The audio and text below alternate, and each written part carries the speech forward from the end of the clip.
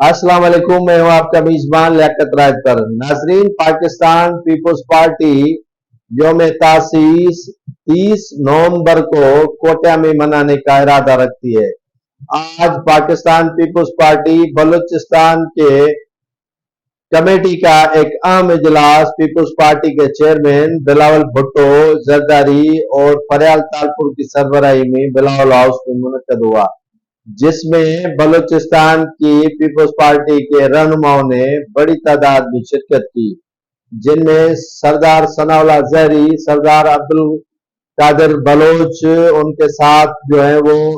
सादिक उमरानी और कई दिगर जो रहनुमा है वो पाकिस्तान पीपल्स पार्टी के इस इजलास में शरीक थे।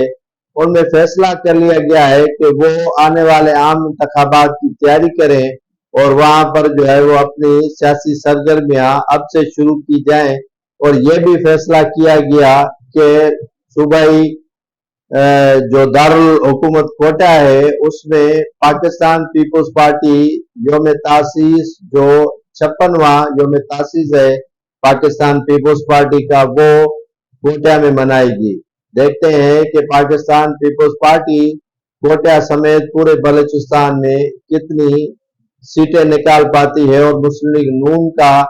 जो मुकाबला है वो जाहिर सी बात है कि पाकिस्तान पीपल्स पार्टी से ही होगा, बलूचिस्तान हो या सिंध हो, तो उसमें कितनी उनको सीटें निकालने में आसानी होती है या कितनी मुस्लिम लीग नून उनके लिए मुश्किलात पैदा करती है, ये आने वाले दिनों में ही पता चलेगा।